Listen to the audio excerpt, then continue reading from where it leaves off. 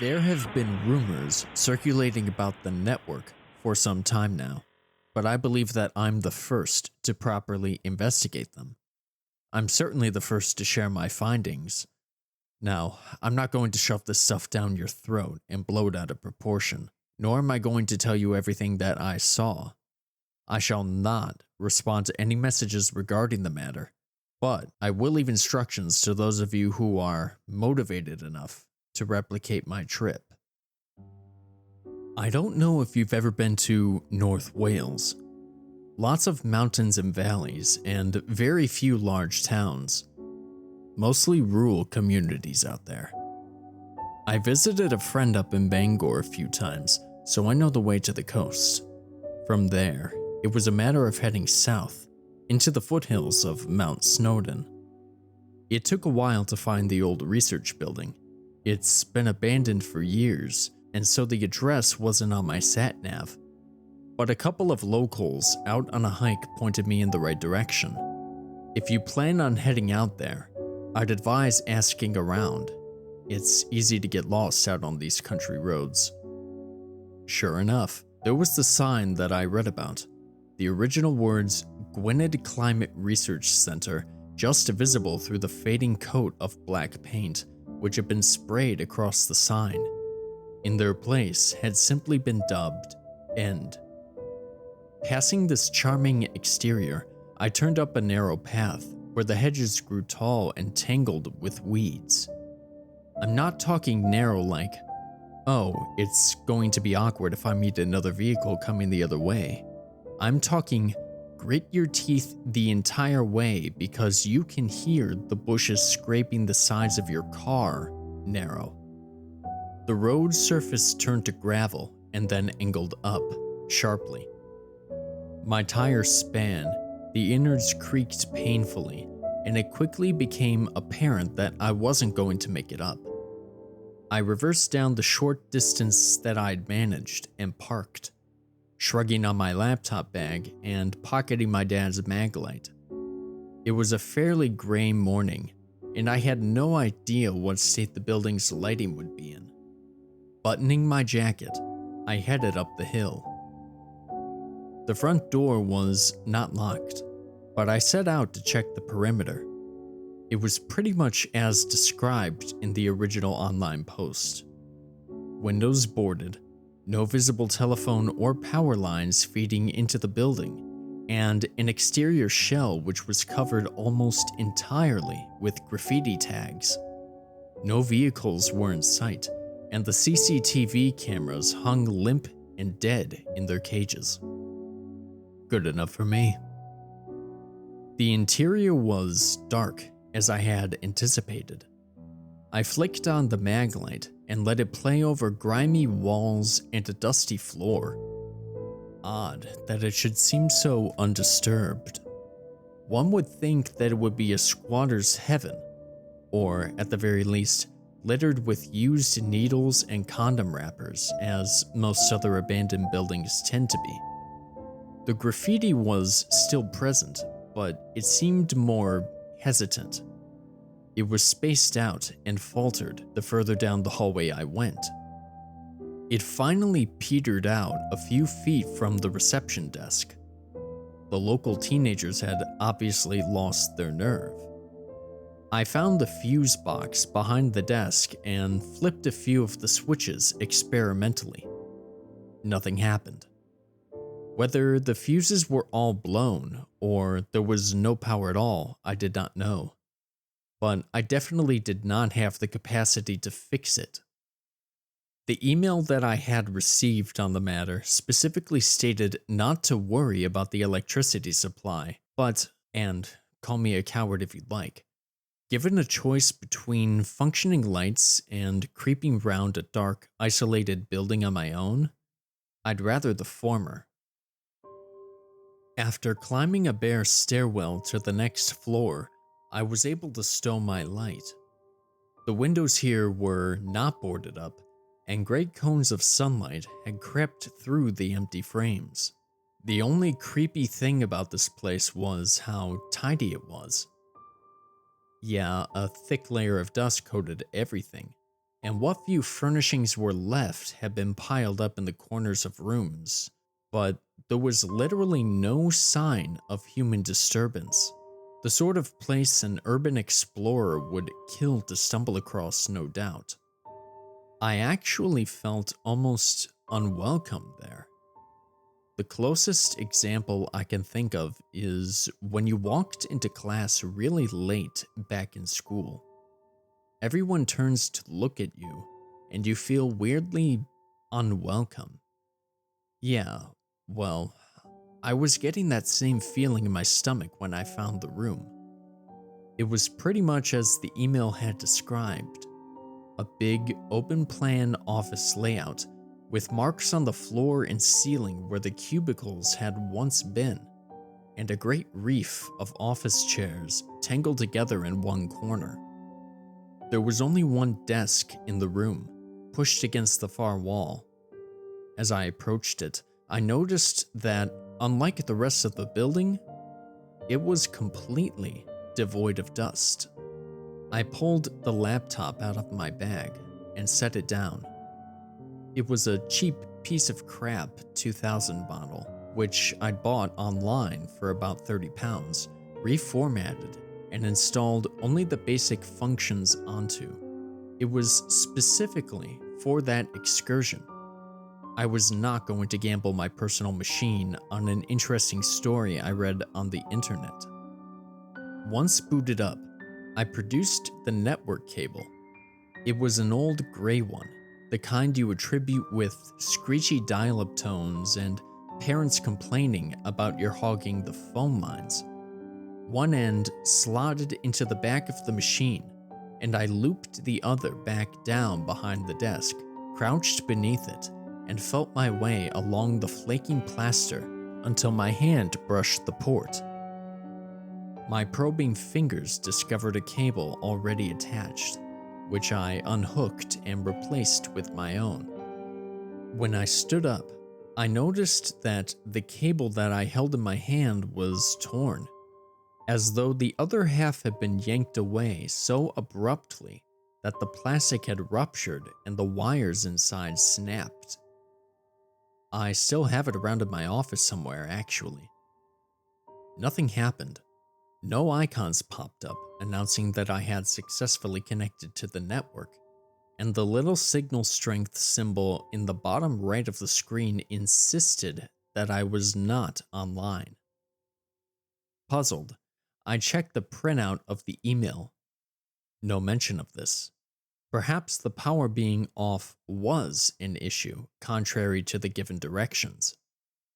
I called up the command window and tried sending a ping. A ping, by the way, is a kind of echoed message that the computer can send out to test a connection. It bounces back or receives a response from other machines and servers on the same network as you. To my surprise, I received 2 or 3 automated responses. I was online all right. The next given step was the internet. My home page was set to Google, but strangely, the program spent a good few minutes on just a blank white screen before I was redirected to a different search engine. It was similar to Google in its minimalism. Empty background with a central text bar, but the address was www.patriotsearch.com.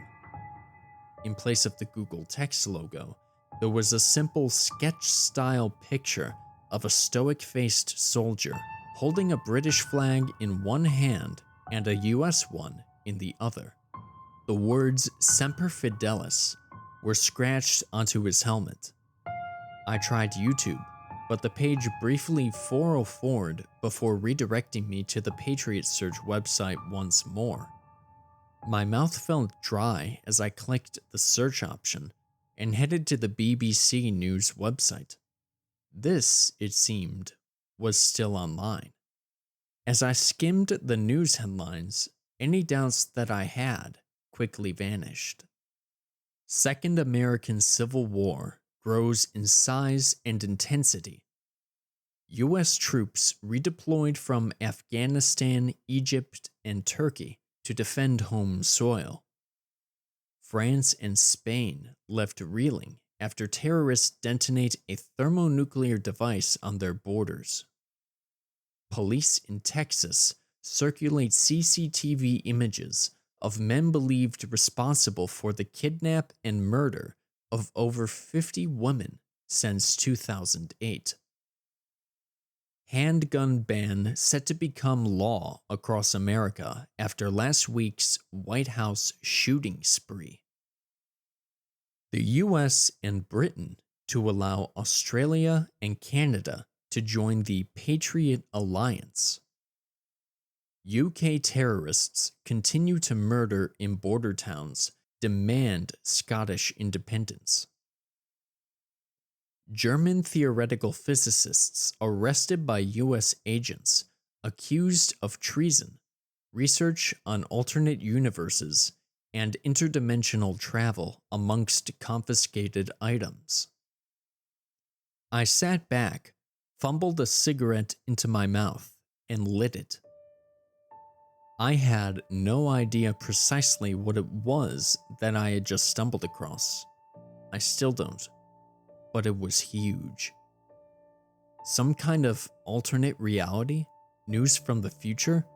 It seemed too big to be a trick.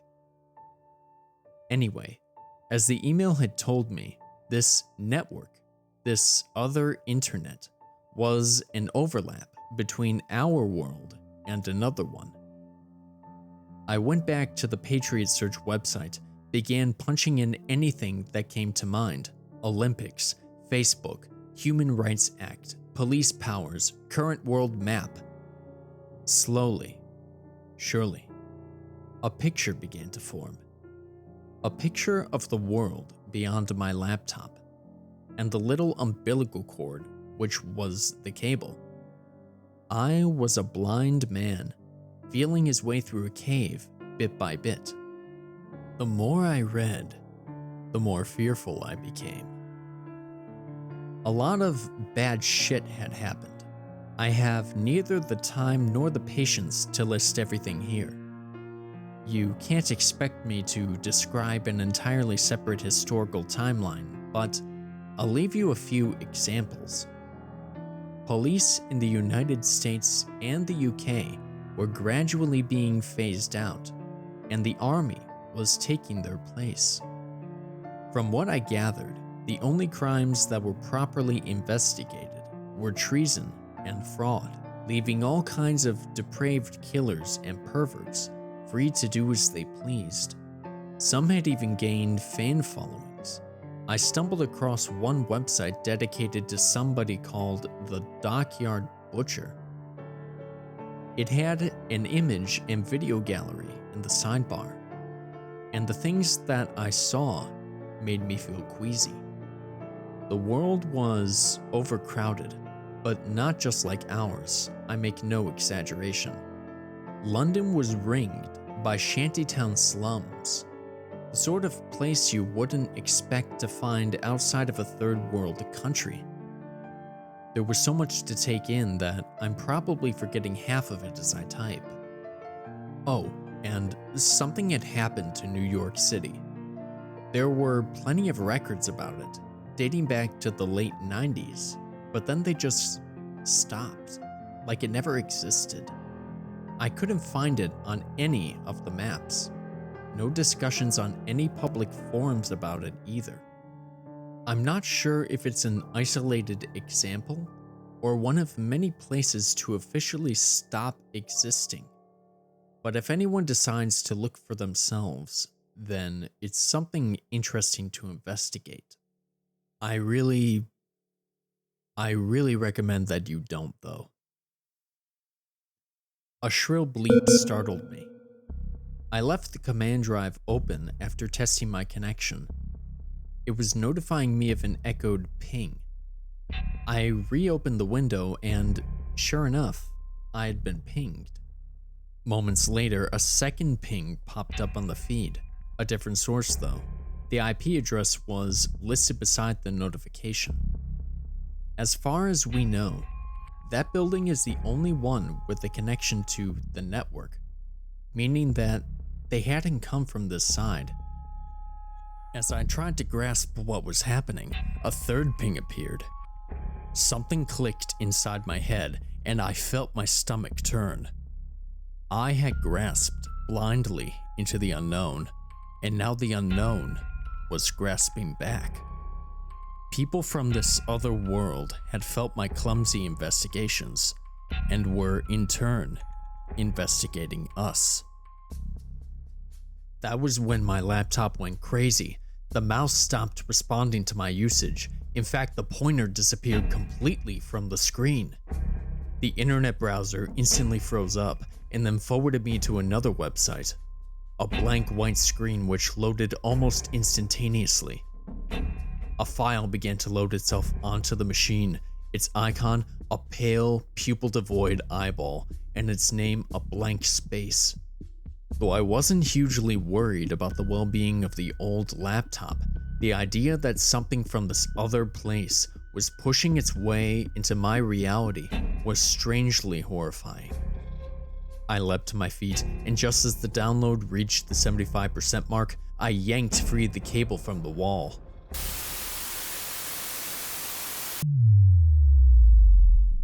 A squeal of static emerged from the computer speakers, and the download bar quivered, frozen on screen.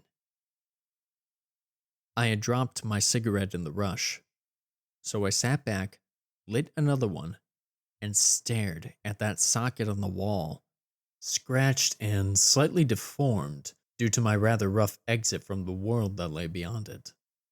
I have no idea what that eye program was for, and I didn't try to find out. I took the laptop apart then and there and carefully ground each piece below my heel.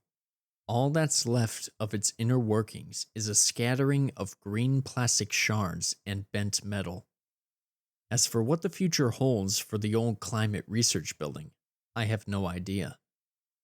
Gwinnett Council have been talking about demolishing it down for years now, and perhaps one day they'll pull their fingers out and get around to it. I'll be honest, when it's nothing but rubble and ashes, I won't be mourning its loss.